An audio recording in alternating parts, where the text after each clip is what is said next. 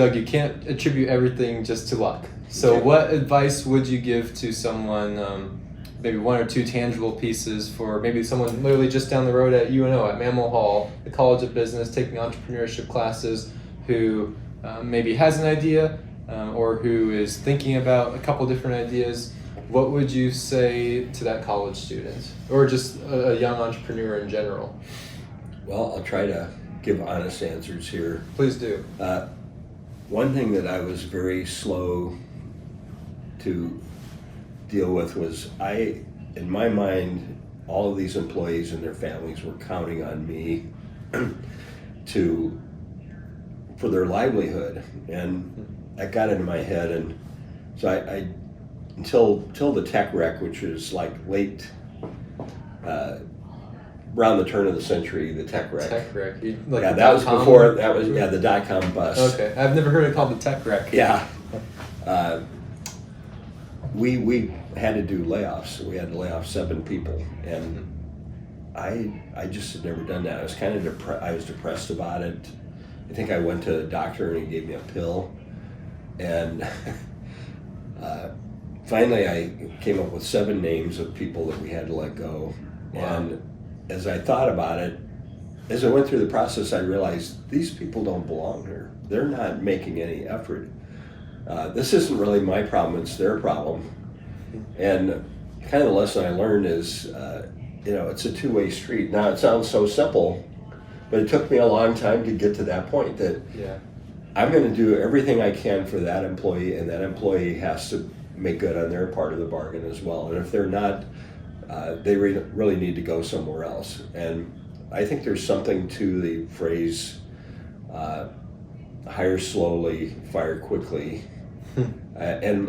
We don't really fire many people around here, but there's a process where people tend to, if they know they're not working out here, they're probably going to leave. Mm-hmm. And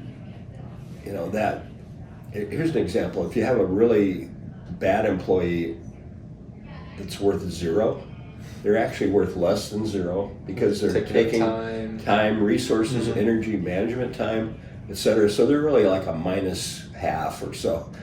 And you need your employees to all be a whole. Cy Wakeman is a Omaha-based employment guru who I really admire her philosophy. I don't know if you've heard of her. Mm-hmm. And she just says, work with the willing, meaning, if you've got that person that really is just always a naysayer, they're really not going to work out here. Sure. Work with the willing. If somebody's emotionally expensive, that's more important than their talent. So we've had, without naming names or even sexes, we've had some people that had amazing talent, but they had attitude. Yeah. And you could never get rid of the ego that comes along with talent. Yeah, you could never get rid of that attitude. And that particular person opted out, and everybody's like, oh my God, the world is so much better now.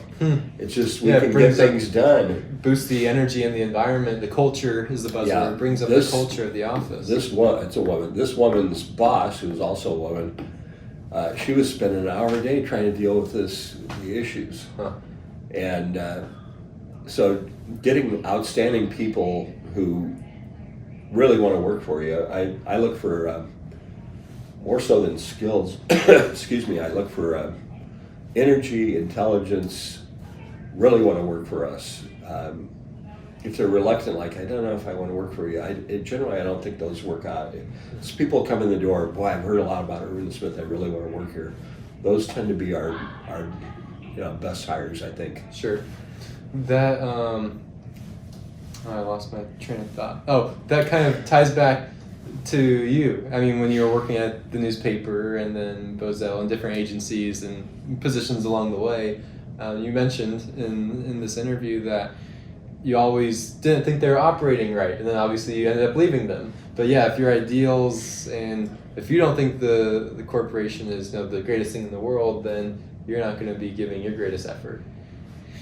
Yeah, I'd say if you're a young entrepreneur and you're going to work in the real world for a while before you mm-hmm. launch, there's a lot to be learned in just watching processes and people interactions. And Do you think that's the best way to do it? Do you think you should, because like myself, I kind of giving my story, I started in insurance by working at a call center for a life insurance company, doing the customer service side. And so people would call in, yell at me, say, "You took my payment twice." I'm like, I did not do any of that. The company did that maybe, but I did not.